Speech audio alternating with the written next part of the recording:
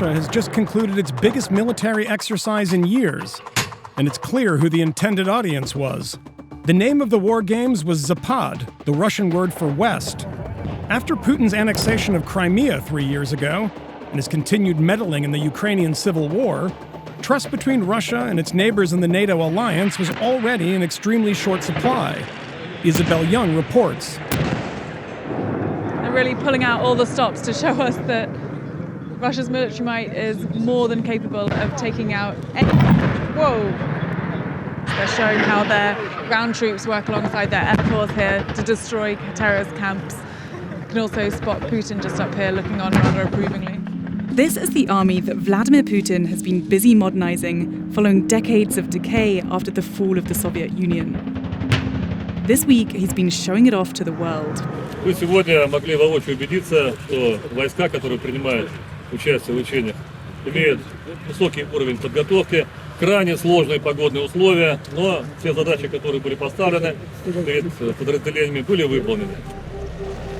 But besides the shoddy weather, there's not a lot that Russia and NATO allies are agreeing on when it comes to Zapad.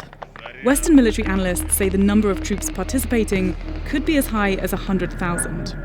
Russia's own Ministry of Defense claims that it's fewer than 13,000. They also say that these exercises are simply defensive training. Many of their neighbours find them far more menacing.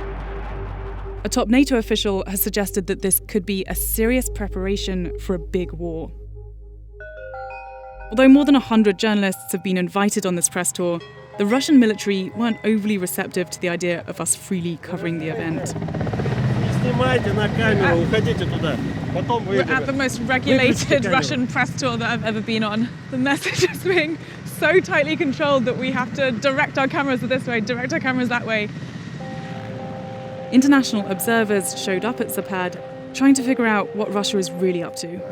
A lot of Russians that we've spoken to are saying that these war games are just a reaction to aggression from NATO states around Europe. Do you think that that's a fair analysis? Oh yeah, NATO, after the Ukraine, NATO has to take some measures to protect member states. Several NATO nations made a conspicuous display of their own military muscle in the weeks before Zapad started. These annual exercises, called Saber Guardian, involve 25,000 service members, both from the US and Europe. NATO has never behaved aggressively. So you think it's Russia that's behaving aggressively? Yeah, I think so. This mock warfare is ultimately orchestrated from the Kremlin. Franz Klintsevich is a senior member of the ruling United Russia Party and sits on a key government defense and security committee.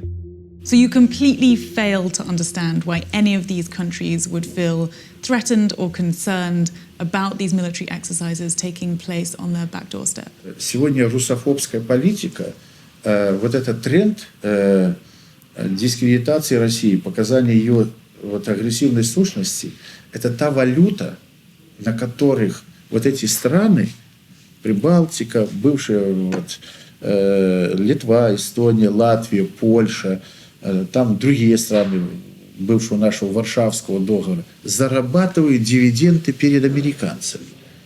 It seems like the message you're trying to portray here is that Russia is the great defender against terrorism in the world, which, quite frankly, a lot of people would find laughable. Вам спасибо за этот вопрос. Реально, это было очень большое спасибо.